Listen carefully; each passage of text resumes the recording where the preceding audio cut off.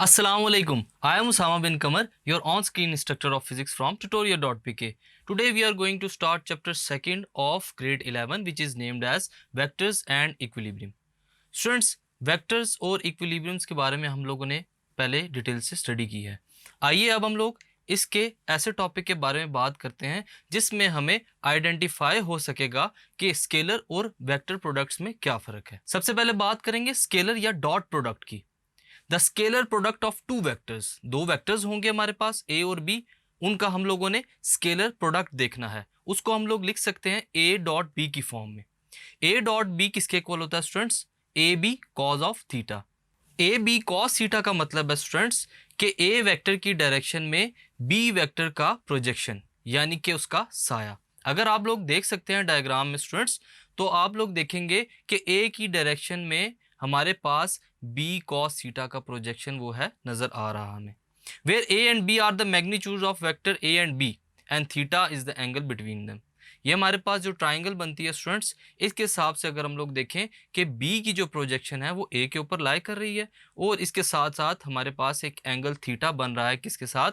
Vector A के साथ. तो स्टूडेंट्स इस तरह हम लोग स्केलर प्रोडक्ट को फाइंड कर सकते हैं.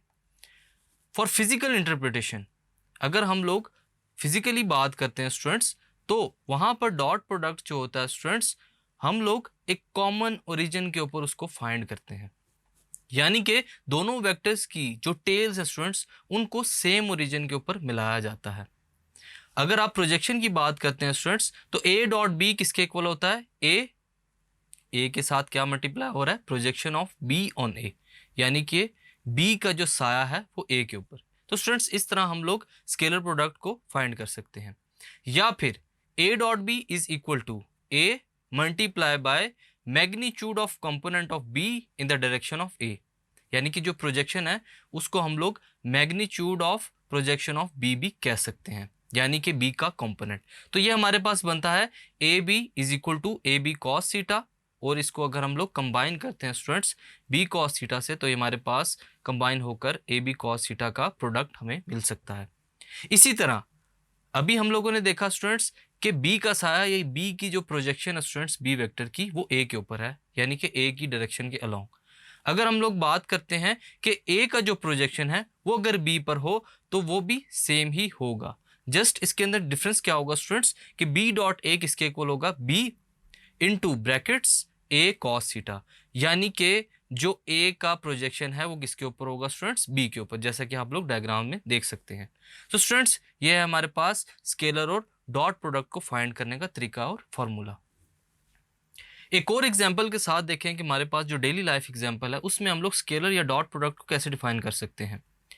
अगर हम लोग डॉट प्रोडक्ट की बात करें स्टूडेंट्स, तो work done by a force, ये एक मेन एग्जांपल है किसकी? स्केलर प्रोडक्ट की. अब यहाँ पर क्या होता है कि point of application of force जो होगा स्टूडेंट्स, वो डिस्टेंस की तरफ मूव करेगा. यानी कि अगर हम लोग किसी बॉडी के ऊपर फोर्स लगाते हैं तो फोर्स किसी भी डायरेक्शन में हो हमारे पास, उसको हम लोग अगर वेक्टर से रिप्रेजेंट करें तो वो बॉडी जो है स्टूडेंट्स, वो उसी डिस्टेंस के अलोंग जो कि डिफाइन किया गया है स्टूडेंट्स, जिसको हम लोग वेक्टर बी भी कह सकते हैं या वेक्टर ए भी कह सकते हैं, उसकी डायरेक्शन के अलोंग वो बॉडी मूव करना शुरू कर देगी. और इसके साथ साथ जो एंगल थीटा है वो भी हमें बना हुआ नजर आ रहा है. वर्क डन को अगर हम लोग देखें स्केलर प्रोडक्ट की फॉर्म में डिफाइन करें स्टूडेंट्स, तो हमारे पास क्या है कि सबसे पहले जो कंपोनेंट होगा effective component of force in the direction of motion, ये हमारे पास पहला वेक्टर होगा. इसको हम लोग प्रोडक्ट करेंगे किसके साथ? डिस्टेंस जितना भी वो कवर करती है बॉडी, उतना हम लोग उसको मल्टीप्लाई करने के बाद उसका स्केलर प्रोडक्ट हम लोग फाइंड कर सकते हैं.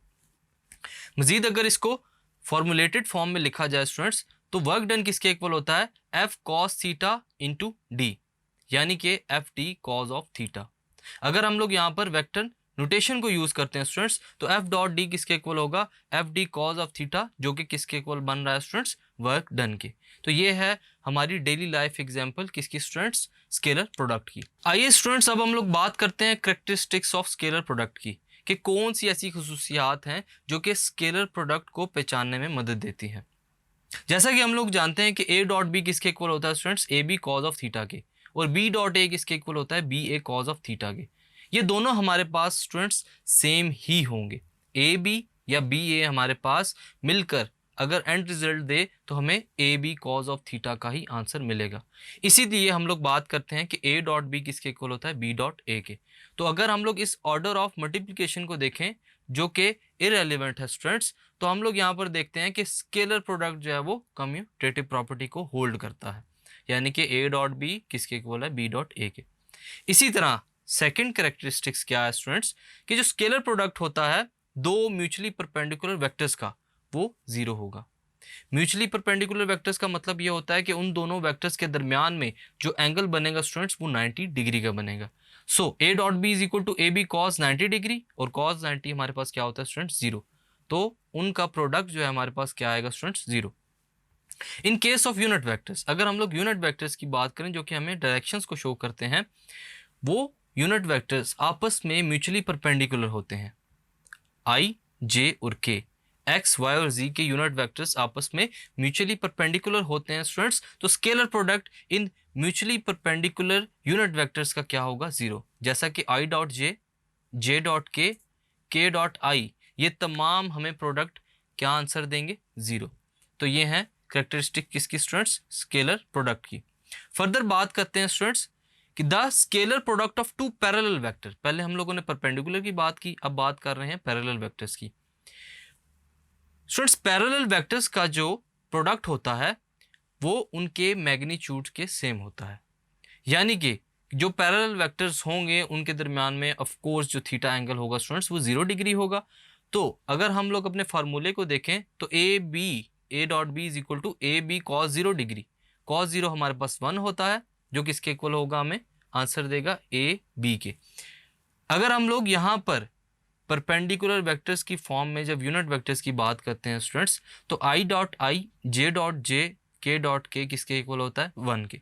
क्यों, क्योंकि ये तमाम यूनिट वेक्टर्स अगर परपेंडिकुलर फॉर्म में लिए जाएं तो वहाँ पर हमारे पास जो थीटा एंगल है वो 0 हो जाता है और कॉस 0 हमारे पास 1 होगा।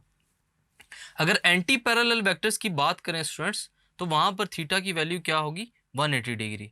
सो A dot B is equal to A B cos 180 degree, cos 180 degree हमारे पास होता है -1। तो हमारे पास जो आंसर आएगा स्टूडेंट्स प्रोडक्ट का वो क्या होगा, -a इंटू बी। अब बात करते हैं सेल्फ प्रोडक्ट की। अगर एक वेक्टर को अपने ही साथ प्रोडक्ट किया जाए, मल्टीप्लाई किया जाए, तो हमारे पास क्या होता है स्टूडेंट्स, वो उसके स्क्वायर के इक्वल होगा। यानी कि ए डॉट ए ये हमारे पास सेल्फ प्रोडक्ट ऑफ वेक्टर है, ये किसके इक्वल होगा, A multiply by A cos of 0 degree, क्योंकि दरमियान में एंगल हमारे पास 0 डिग्री है, इसलिए हमारे पास क्या हो जाएगा, जो प्रोडक्ट मिलेगा हमें वो स्क्वायर के इक्वल होगा, यानी कि ए का square. Scalar product of two vectors A and be in terms of their rectangular components. Students अगर हम लोग रेक्टेंगुलर कंपोनेंट्स की बात करते हैं तो वहाँ पर हमारे पास जो प्रोडक्ट होता है वो तमाम कंपोनेंट्स का इकट्ठा करके लिया जाता है। जैसा कि आपके पास ए डॉट बी वेक्टर है वो किसके इक्वल होगा, ए x I plus A Y J plus A Z के। यहाँ पर यूनिट वेक्टर्स भी मल्टीप्लाई होंगे एक वेक्टर से दूसरे वेक्टर के कंपोनेंट्स के साथ। अगर हम लोग कंपोनेंट्स को आपस में मल्टीप्लाई करते हैं स्टूडेंट्स तो हमारे पास आंसर कुछ यूँ बनता है, A dot B is equal to A x into B x. यहाँ पर आई डॉट आई क्या होगा स्टूडेंट्स, 1। तो हमारे पास जो प्रोडक्ट आएगा पहले दो कंपोनेंट्स का वो क्या होगा, ए एक्स एंड बी एक्स। इसी तरह ए वाई बी वाई और इसके साथ साथ ए जेड बी जेड।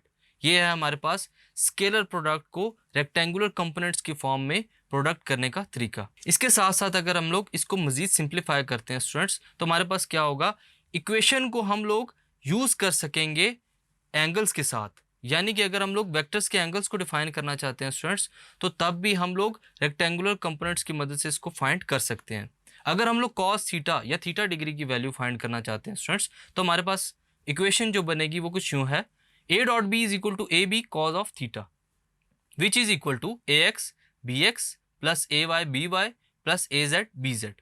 अगर हम लोग यहाँ से कॉस थीटा की वैल्यू निकालना चाहते हैं तो ए बी क्या होगा स्टूडेंट्स, राइट हैंड साइड पर आकर डिवाइड हो जाएगा।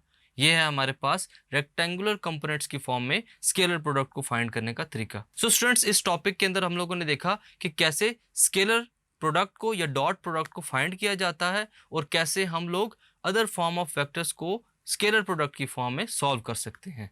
Thank you.